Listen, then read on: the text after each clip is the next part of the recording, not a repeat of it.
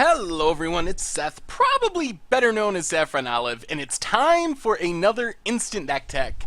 Today we're heading to Modern to check out a pretty sweet deck. This one is Bant Knight Company, a build that recently took Eli Crosses to a top 8 finish at GP Charlotte, so congrats to Eli on his finish with the deck.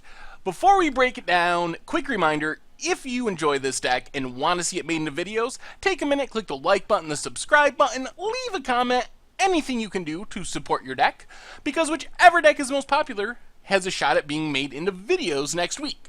So, Bant Knight Company is pretty cool. You know Collected Company decks, this is a typical Collected Company deck, but it has a cool combo built in.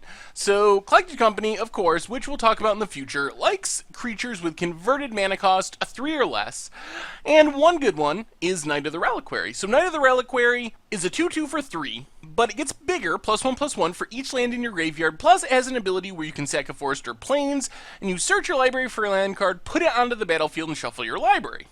So, combo of this deck involves Knight of the Reliquary in Retreat of Coralhelm, a 3-mana enchantment that gives you 2 options. It has landfall, so when a land enters the battlefield under your control, you can either tap or untap a creature or scry 1.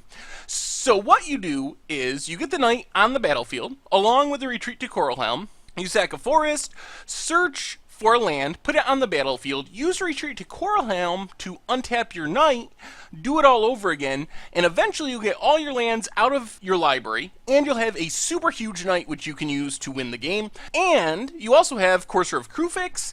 Courser of Kruphix allows you to sort of scry almost. You get to see the top card of your library as you're going through this land process, so you can stop the Knight combo when you find a card that you want, and then draw that card for the turn, and then you can always go back into the Knight combo afterwards. So you're getting a ton of shuffles with Courser of Kruphix, plus you're gaining a ton of life because a Courser of Kruphix almost has landfall as well. Whenever a land enters the battlefield under your control, you gain a life. So this combo gains you a bunch of life, gets all the lands out of your deck, so you're going to be drawing action, helps you find whatever cards you need, and gives you a huge Knight of the Reliquary. So to make this work, you need to play a lot of Forests and Plains, so the deck has a lot of Forests and Plains. Breeding Pool, Hallowed Fountain, Temple Garden, all forests or plains, or both.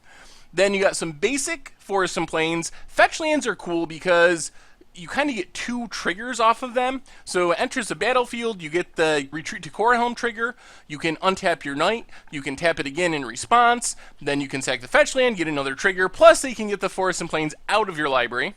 And then you have some value lands. You could find a Gavany Township to pump up your team, a Horizon Canopy if you need to draw a card, Westral Abbey to flip around into a huge threat, and Ghost Quarter to disrupt your opponent's lands.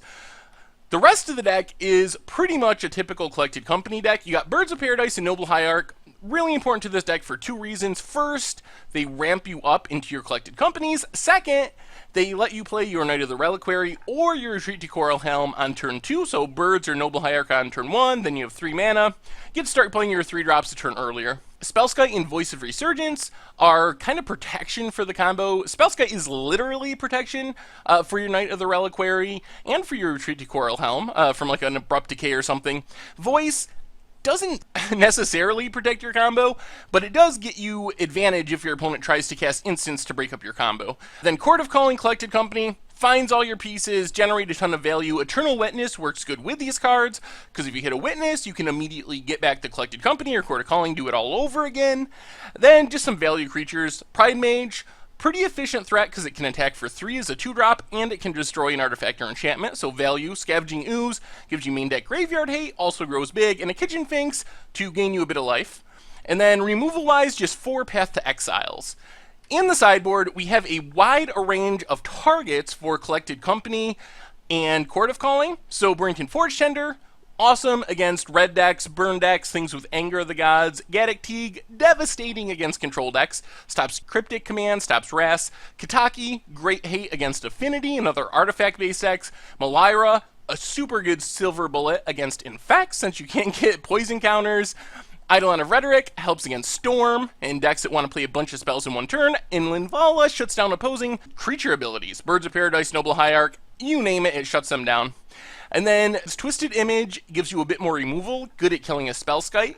For example, it kills things that have 0 power. Pithing Needle, an answer to Nahiri, and other random things. And Surgical Extraction helps out against the Graveyard and Dredge decks. And then finally, just a little bit of counter magic in Negate and Dispel. Anyway, that is Bat Knight Company for Modern. The deck looks super fun, super cool. Thank you very much for watching. I hope you enjoyed today's Instant Deck Tech, and I will talk to you soon.